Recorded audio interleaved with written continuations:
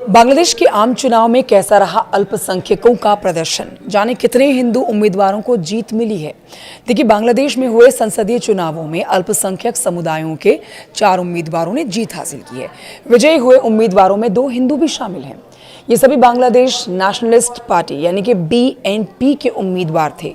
गायेश्वर चंद्र रॉय और निताई रॉय चौधरी 2 हिंदू उम्मीदवार हैं जिन्होंने बांग्लादेश नेशनलिस्ट पार्टी के टिकट पर जीत हासिल की है। इन उम्मीदवारों ने ढाका सीट और पश्चिमी मगुरा निर्वाचन क्षेत्र से जमायत इस्लामी द्वारा खड़े किए गए अपने विरोधियों को हराकर जीत हासिल की है। गायेश्वर चंद्र रॉय BNP की सबसे बड़ी पॉलिसी बनाने वाली स्टैंडिंग कमेटी के सदस्य हैं, जबकि चौधरी पार्टी के प्रमुख वाइस प्रेसिडेंट में से एक होने के साथ साथ इसके टॉप लीडरशिप के लिए भी एक सीनियर सलाहकार और रणनीतिकार हैं।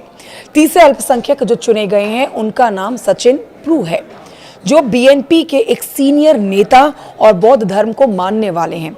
चौथे माइनॉरिटी कैंडिडेट दीपेन दीवान भी बौद्ध हैं। बांग्लादेश चुनाव आयोग के मुताबिक चुनाव में 79 कैंडिडेट्स ने हिस्सा लिया, जिसमें ज़्यादातर हिंदू धार्मिक माइनॉरिटी कम्युनिटी की 10 महिलाएं शामिल थीं।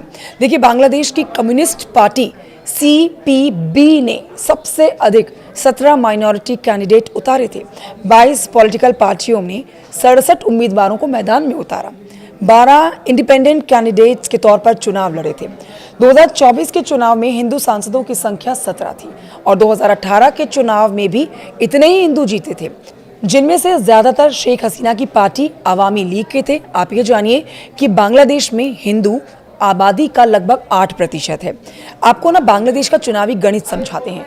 देखिए, तारिक रहमान की लीडरशिप में बांग्लादेश नेशनलिस्ट पार्टी को चुनाव में 49.97% वोट मिले थे।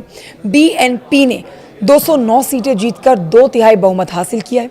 जमायत इस्लामी को देश की 1971 में पाकिस्तान से आज़ादी का विरोध कर रही थी, जहां 31.76% वोट और 68 सीटों के साथ अपना अब तक का सबसे अच्छा प्रदर्शन इन्होंने किया।